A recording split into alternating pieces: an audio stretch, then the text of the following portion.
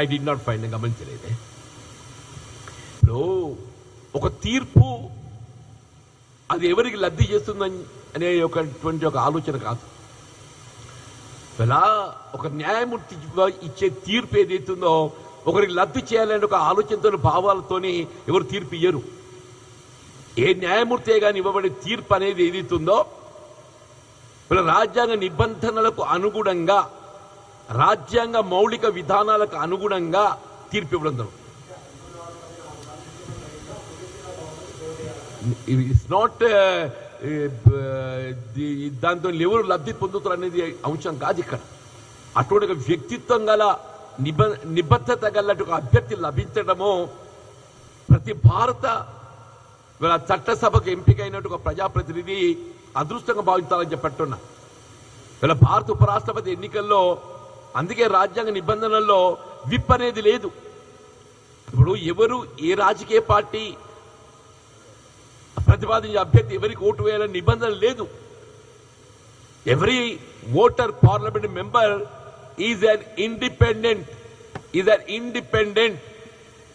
ఆయన ఆత్మ ప్రబోధానికి అనుగుణంగా ఓటు వేయాలనేటువంటి ఒక ఆలోచన భావనతోనే రాజ్యాంగంలో ఏ విధమైన నిబంధనను పొందుపరచలేదు. ఇక్కడ మెజారిటీ మైనారిటీ అనేది కాదు. ఇలా ఇండి కూటమి అనేది ఇది ప్రతిపక్ష రాజకీయ కూటమి అనేది కాదు. ఇక్కడ ప్రతిపాదించిన అభ్యర్థిత్వం అనేది ప్రధానం. ఇక్కడ మనకు ప్రతిపాదించిన అభ్యర్థిత్వం అనేది ప్రధానం.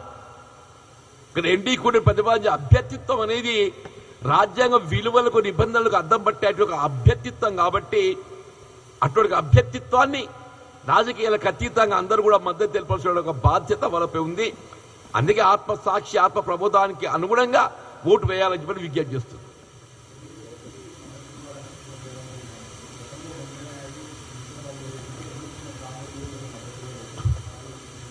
ఇప్పుడు ఏ ప్రాంతం వారు ఆ ప్రాంత అభ్యర్థిని గౌరవించాలని చెప్పి కోరుకోవడం సహజం.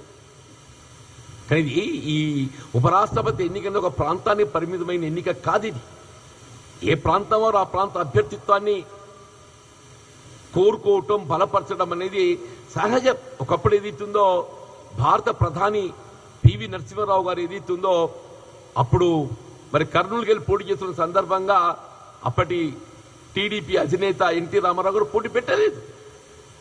మనకు దొరుకుతున్నట్టుగా అరుదైన అవకాశం అది. మనకు దొరుకుతున్న అరుదైన అవకాశం కాబట్టి పోటీ పెట్టలేదు. వాళ్ళ రేవంత్ రెడ్డి గారు ఏదైతున్నదో మన తెలుగు బిడ్డకు లభిస్తున్నటువంటి అరుదైన గౌరవం కాబట్టి దాన్ని కాపాడుకోవాలి అనేటువంటి ఒక భావనతోని వారు అప్పీల్ చేయడం జరిగింది. గౌరవించడం వారి యొక్క బాధ్యత. Thank you.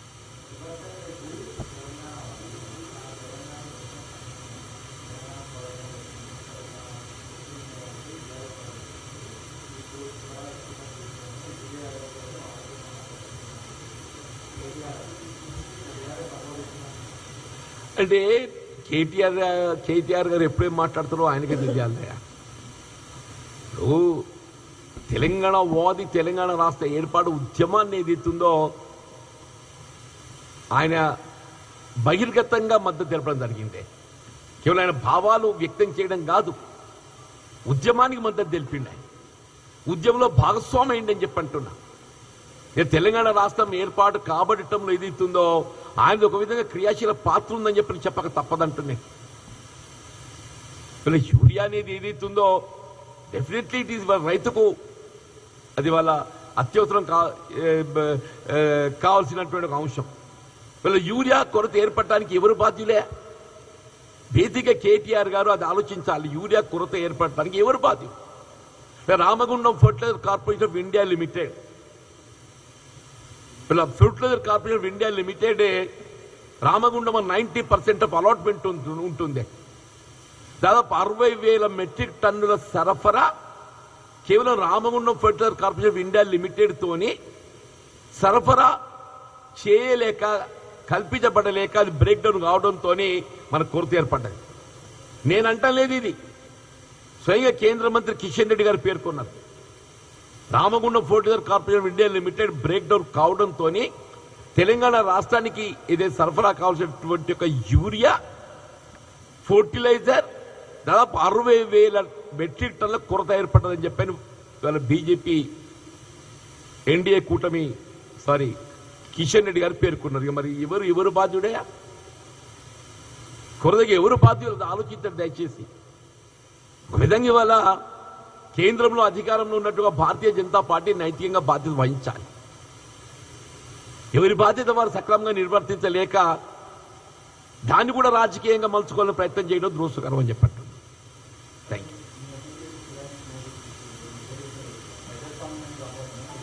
డెఫినెట్గా స్పీకర్ గారి పరిధిలో ఉన్న అంశం అది. స్పీకర్ గారు ఏదైతుందో వారు రాజ్యాంగ నిబంధనలకు అనుగుణంగా నిర్ణయం తీసుకోవడం దొరుకుతుందని చెప్పని వారు కూడా పేర్కొన్నారు. Let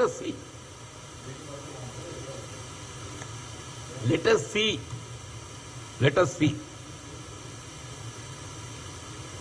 thank you. దేనికి